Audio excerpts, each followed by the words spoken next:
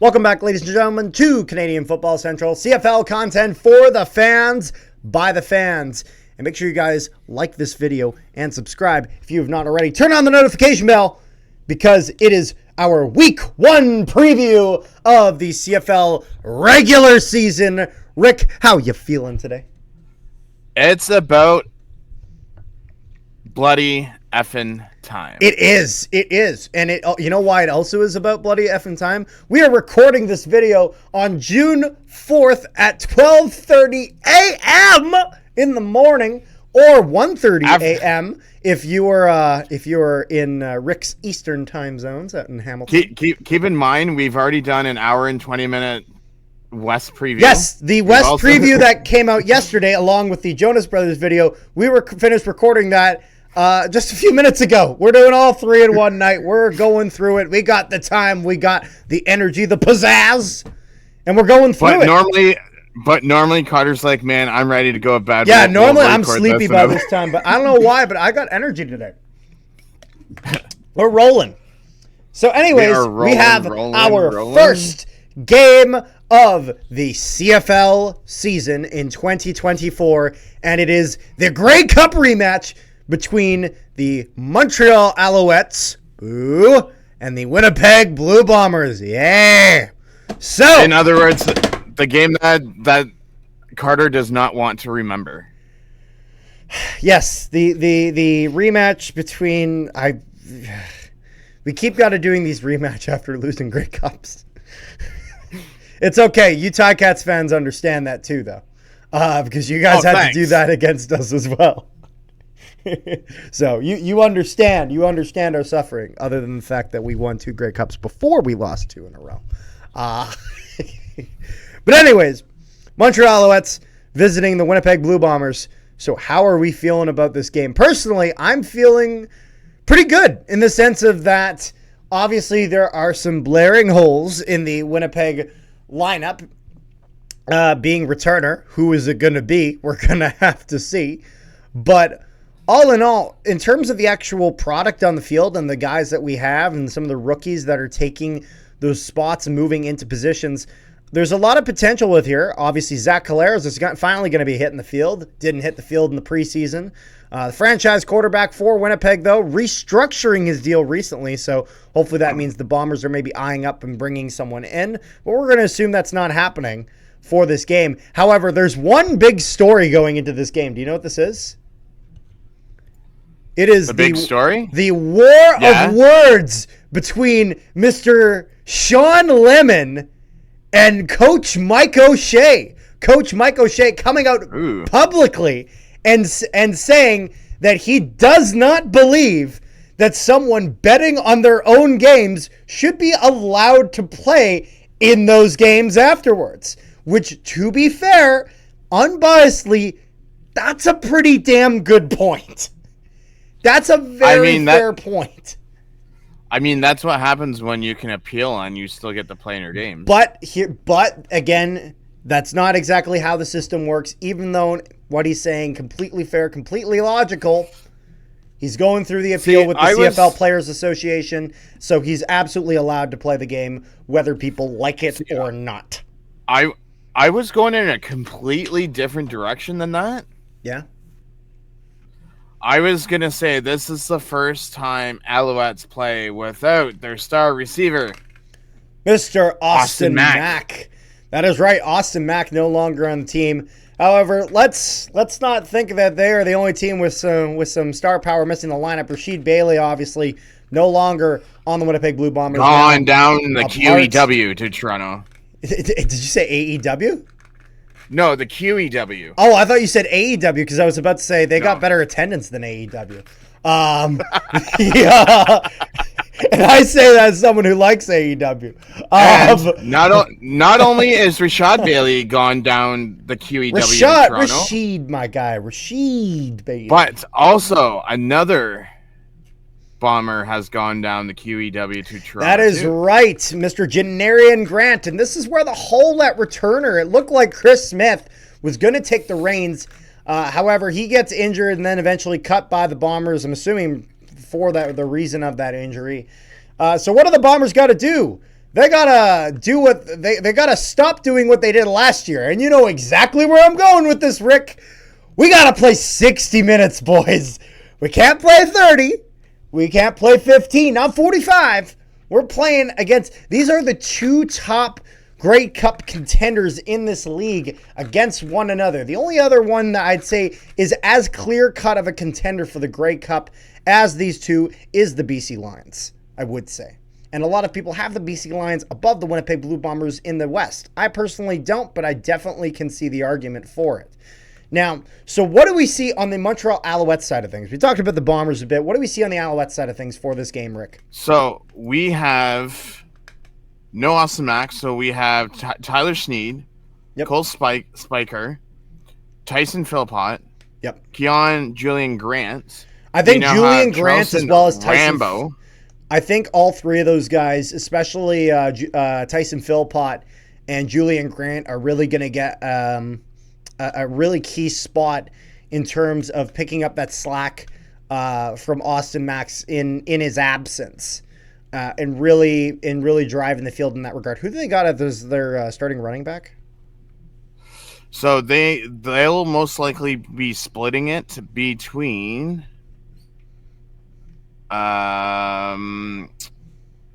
Antwi and Joshua Antwi and Walter Fletcher and Sean Thomas Ellington too. Yeah. So if we're looking at these two teams, what do we think of the goals are for the team? So obviously I said that with the Bombers, they need to make sure they play the full 60, not just half the game. Stay out of penalty trouble. That goes for both teams, especially Bombers ran into a lot of that in their game against Saskatchewan. But with the Winnipeg Blue Bombers, one of the key components of their success is definitely going to be establishing the run game early on Montreal. Montreal has had very, very mixed success in terms of managing the run game. Obviously, they've managed it very well in the Grey Cup game itself, but then there were some games throughout the season where they managed that run game less well. So if you're the Montreal Alouettes, mixed experience managing the run game, but if you're the Alouettes, stopping the run game, stopping Brady Oliveira and forcing Caleros to go to the skies, that's definitely what you're going to be looking for. If you're the Winnipeg Blue Bombers, stop the throwing game. Throwing game is definitely going to be what's going to give the Montreal Alouettes some success. Sneed, Julian Grant, and Tyson Philpott, all some really excellent receivers out there. And so guys like Evan Holm, guys like Dietrich Nichols, going to need to be able to get in front of those, stop that. Good D-line pressure from the Bombers is going to be essential. Also making sure they're playing as good as they can at the linebacker position, with Shane Gauthier leading the charge in center linebacker there, with a key notable absence in Adam Bighill not going to be playing this game for the Bombers. So a lot of shutdown defense the Bombers are going to need to play, and I think the Bombers defense will really be actually one of kind of the X factors, the key factors in how this game goes. So my question is, offensive line for Montreal, how many times is Fajardo going to get sacked this year? How many was it last year? Not 60-something times. I'd have to double look. And I say we're going to say slightly less.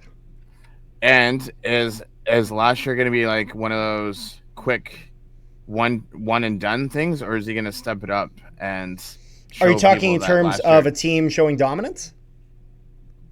Well, just him in general, like Fajardo. Is he going to come back and play? Are we going to see last year's Fajardo? Not sure.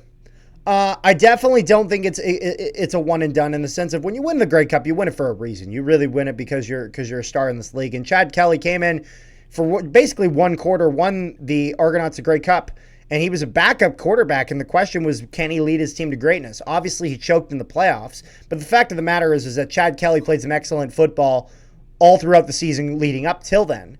So do I think Fajardo is able to hold it together for the season? I think he absolutely will. The question will become playoffs, but we can't be talking about playoffs yet. We're on the week one preview, Rick. Let's not get a little too ahead of ourselves. But we've been going on this video going on this game for quite a while. I think it's time we make our picks. And so I'm going to be picking the Winnipeg Blue Bombers to defeat the Montreal Alouettes at home. In the home of the Bombers, that is. In Winnipeg. Rick, what is your pick? This is where we beg to differ, my friend. I am going with Fajita in Montreal. You're going for the Montreal Alouettes. Fair enough. I understand it, but I respectfully You guys have too many rookies. With my Blue Bombers! It's all right. We'll get it done. We'll figure it out. If there's a will, there's a way, boy. We have done it before. We've proven the team's wrong. Dalton Schoen was a rookie once. Look at him now. It is what it is. But let's take a look here then at our second game of the week. It is the Hamilton Tiger Cats versus the Calgary Stampeders. Rick, I'm sure you have a lot of opinions on this game. The thing is that this is going to be very, very good for both teams in the regard of the way we were referring to the Ticats as well as the Calgary Stampeders during our previews of both teams respectfully in our East and West previews was very much on the reliance of if such and such is healthy, this team finishes here. If such and such is healthy, this team finishes here. And if it doesn't, then they finish down here. Both teams pretty darn healthy with the exception of Malik Henry, obviously going to be out for the season for the Stampeders. But we don't need to cover that again. We've said that a few times. Feels like a broken record. Not a broken knee, though. That's what he's got. And so there's a lot. He's here all week, people. There's a lot to talk about with this game. How are you feeling about this one, Rick? So, this is the first time Bo gets to play his team since they've cut him in 2019. Wait, this is his first time playing the Stampeders since he got cut? In Calgary. Oh wow! Because he was supposed to play last year. He was injured. I see.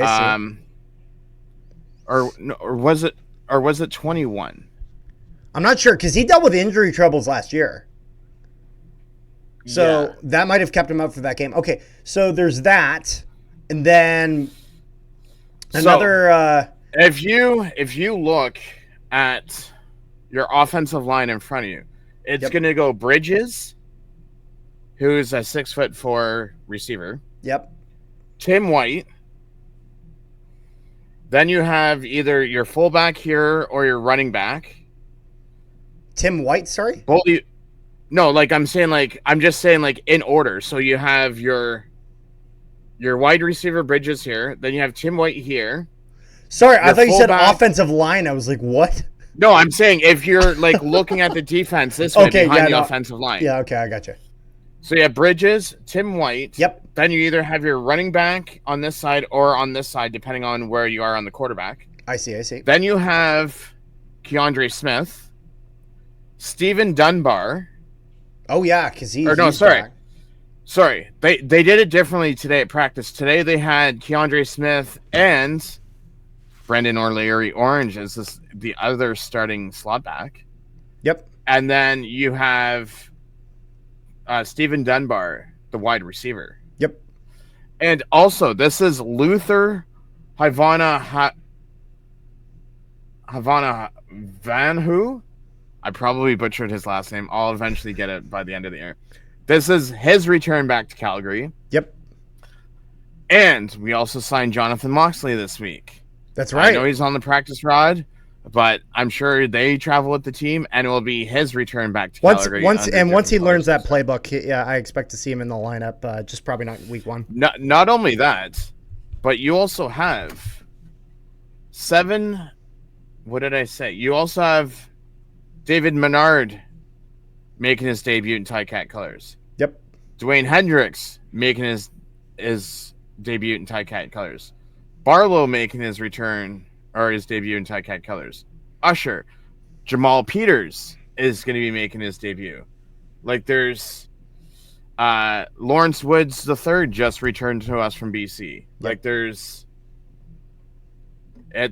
I don't know. A lot of new Ticats is here. You don't even want me to get into the number. We went through it. We went through it. For those who want to see that, check out the East preview. We were the all good over thing is, our offensive line, everyone's healthy but one person. I see. So we have that. The only question mark that I have for us for this game is our linebackers. Everyone, although that's going to be key though, because the thing is, you have to remember with the way that the Calgary Stampeders have structured their offense. Jake Maier is going to be throwing that ball almost all game, so it's one of those things. If your linebackers are not able to hone in on Calgary's receivers, this could spell a little bit of an issue here. But the other thing though is that they need to get Mills going. If you're the Stampeders, you got to establish some sort of running game because last year it just wasn't existent. I forget what it was called last year. There was a stat that came out every week, and it's going to drive me nuts until after week 1 when they put it out. There was a stat that came out every week where they ranked each position of players out of 100. And we had 3 of the top 8 this year. We have Jamal Peters, Goose, a.k.a. Katratonis, and Richard Leonard. Yep. If Jake Maier throws as much as you say he's going to do, it wouldn't surprise me if we had like 3, 4, if not 5 picks off of him. Yeah, no, that's fair. And that was the thing as well, is that even though he was leading the league in receiving yards, he was also leading the league in the amount of picks that he's thrown. So that's where if you're Hamilton, stopping the throwing game is public enemy number 1. That is your goal. And we now have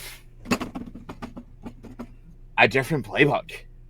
We do not have the Tommy Candela. You know what we're playing because we've seen it for 3-4 years straight. You have the Scott Milanovich special, isn't that right?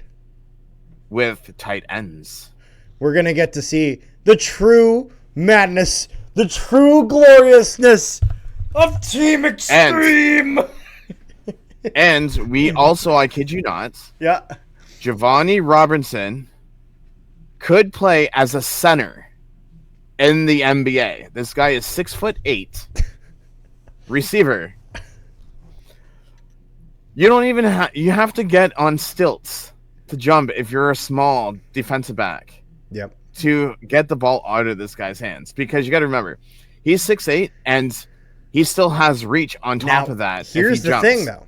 If there's any guy who's going to be able to find a way to get that interception, we got to talk about Houston. We got to be talking about Demario Houston, baby. Demario Houston. I knew you were going there. Bombers interception legend from last year, who was just incredible in the blue and gold, spending his first season as part of the Calgary Stampeders organization. He's going to definitely be a player to watch out for if you are Ticats receivers and looking to establish that throwing game. Look out for Demario Houston. He's going to be eyeing you up there. So, overall, my last question.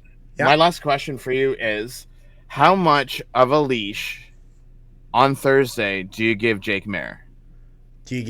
So I'm assuming you mean Friday. That's when the game is. It's Thursday. Oh yeah, Friday. What am I thinking? Never mind. Let's say Thursday is a Bomber game. It's Friday. Yeah. How much of a leash do you give him on Friday? You want to know you want to know the honest answer? You give 2 quarters? You give him the whole game. Even if he's playing like crap. If it's that bad, that's what I'm saying. Like, how much of a leash do you give him?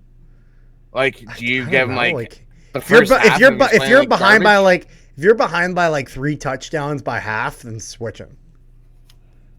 But all in all, you got to get enough of a sample size at the start of the season. So unless he's behind by like 3 touchdowns by halftime, I'd keep him in. If we're going to our predictions, if Bo Levi Mitchell, which I believe he is going to finish this game healthy, we are going to come out with a victory.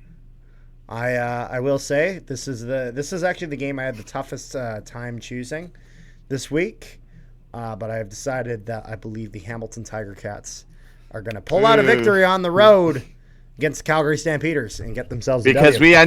we ended the big losing streak last year when we beat them in Calgary last year. That's right. And so we're taking a bit of time here. We're almost 20 minutes in it, Rick. We still got 2 games to go through. But we got our third game of the week here, which is going to be the Saskatchewan Roughriders versus the Edmonton Elks. And now this is an interesting game because of what I was actually talking a little bit about. I think it was either the last video or the video before. I don't know. We've done 2 videos tonight and almost 2 hours of recording. And it's been a long night, Rick. But we were talking about how these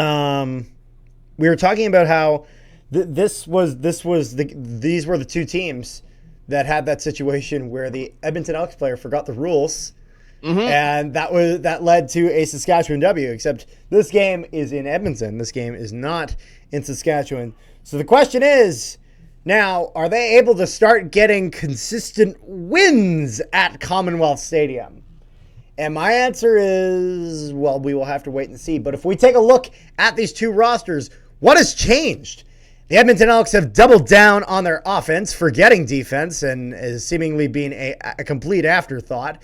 The Saskatchewan Roughriders have made some pretty good additions, mostly on offense. A few good additions on defense, though. Good additions on both sides of the ball. But definitely leaned much more into the offense to give more pieces, more tools for Trevor Harris to see if he can cook with. Those tools including AJ Ouellette, as well as star offensive lineman from the Winnipeg Blue Bombers, Mr. Yoshi Jamarcus Hardrick. And so there's been a lot of moves in the Riders organization, putting all that together. And so this looks to be a very rejuvenated Riders. I know a lot of Saskatchewan fans that are very, very excited for this team, and I can't say I blame them. How are you feeling about this, Rick? So this was one of 3 games that I had a hard time picking this week. Yeah, no, that's fair. Only because between the first game, this game, and our next game, you could go either way. But let me draw out this scenario for you. Yep. Montreal wins. Edmonton wins. Toronto wins. All hell's going to break loose in the West. If what, sorry? If Montreal beats Winnipeg, Hamilton beats Calgary, Edmonton beats Saskatchewan, and BC loses to Toronto. Then we're going to have the Edmonton Elks in first place in the West. Chris Jones is going to think that he's a genius, and he's going to be like, I have done it! What a wonderful day! But that is a Planet of the Apes reference, if anyone picked that up. But like I was saying earlier, there's in our CFL West preview that we recorded many hours ago. Feels like Edmonton Elks. Edmonton Elks has no defense. Yeah, and that honestly, and that's where I really kind of came down to the conclusion in this game is that does this Edmonton Elks team possibly have the best receiver core in the league? Yeah, no, it's one of them. It certainly is one of them. It could be number 1, but the thing is that if you can't play defense, does that mean anything? And honestly, I think Saskatchewan is going to beat Edmonton, and I think they're going to beat him in the run game. I think AJ Ouellette is going to run over this Elks defense, and I think the Elks are just not going to be able to contain him. And I think that's what's going to be the decider. Because I think the Elks are going to be they're going to have a lot of great drives against Saskatchewan. They're going to be able to push them back, but they're not always going to connect on every single one of them. Thankfully, they have 2 fantastic kickers in Boris Beatty and then Dean Faithful down there on the practice roster. So they'll be able to be hitting those kicks and be able to pick up a few points here and there. They definitely have the edge up over on Lother, or however you say his name, in that regard, in Saskatchewan. The kicking game definitely in the Elks' favor. But in my opinion, just the defense overall of the Edmonton Elks, they're going to give up, even if they're getting some field goals against Saskatchewan, they're going to give up too many touchdowns to the Roughriders. And so my prediction is that the Saskatchewan Roughriders come out of this game victorious, and the Edmonton Elks take their first loss of the season. And start up the streak again. Your prediction? I am taking the Saskatchewan Riders. You're taking the Saskatchewan Roughriders as well. Fair enough. Yes. And so that will move us into our last game of the week, the Sunday game. Which I will be in attendance. June 9th, 6 p.m. Central, 7 p.m. Eastern, will be the BC Lions versus the Toronto Argonauts. And so this will be interesting in the sense of Matthew Betts. This will be the BC Lions' first regular season game without Matthew Betts on that defensive line, not offensive line. And a bit of a new look on the receiving core. Dominic Grimes and Lucky Whitehead are out. Katoy, as well as McGinnis and all of them are going to be taking the reins for the receiving core. And Hatcher and all of them. There's multiple. This is another team with a great receiving core. Vernon Adams Jr., definitely one of the best quarterbacks in the CFL, has been able to do wonderful things last year. A lot of people actually hoping for him to be one of the MOP nominees. Lost that bid to Zach Caleros. I think Zach Caleros is the right choice for that bid, but Vernon Adams Jr. very, very, very close in that running. I could have easily seen him gotten that as well. So this is the nightmare of Vernon Adams Returns sequel part 2. Why is that? Because last year BC was in Toronto and he threw the 6th. That's pick. right. This was the exact building where it all fell apart because they went on their big winning streak. I forgot that ended in Toronto. That's right. Now, I will say... you need to remember, Jamal Peters was part of that defense. Now, the other thing we need to remember is that this was the Vernon Adams Jr. versus Chad Kelly. This is now the Vernon Adams Jr. versus Cameron Dukes, Toronto Argonauts. And Toronto has Cash and Carry, as TSN likes to call him. Yes, Mr. Kadeem Carey, which... I don't know how I feel about losing Ouellette and gaining Kadeem Carey. Definitely a capable running back. But a different style of running back. That's the thing. Different style of running back.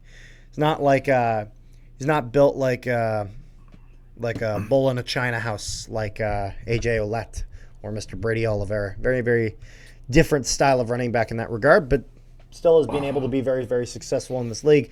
BC Lions, though, the thing is that the Toronto Argonauts, I feel very, very good about them all around. They're a very, very well-rounded team.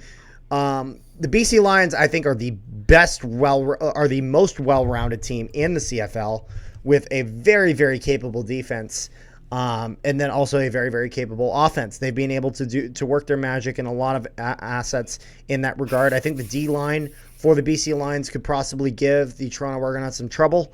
We'll have to see how Cameron Dukes handles everything under pressure. But I want to know your kind of 2 cents before I give my prediction. I mean, I was just looking at Toronto's roster. Yep. And with Whitehead gone, Rhymes gone. Janarian Grant being at returner for the Argonauts will do them wonders, I will say, though. So I'm flipping my decision. Ooh. I'm not picking BC Lions. I am going to go with, and I hate to say this as a Ticat fan. Wow. I'm going... Okay. Because you got to remember, Vernon, okay, BC has the quarterback. Toronto has the wide receivers. Toronto has the defensive line. I'd actually say the wide receivers are pretty evenly matched. And here's the thing. Does the wide receivers mean anything if you can't get the good throws to them? That's my question. And that's where I think VA gets it done.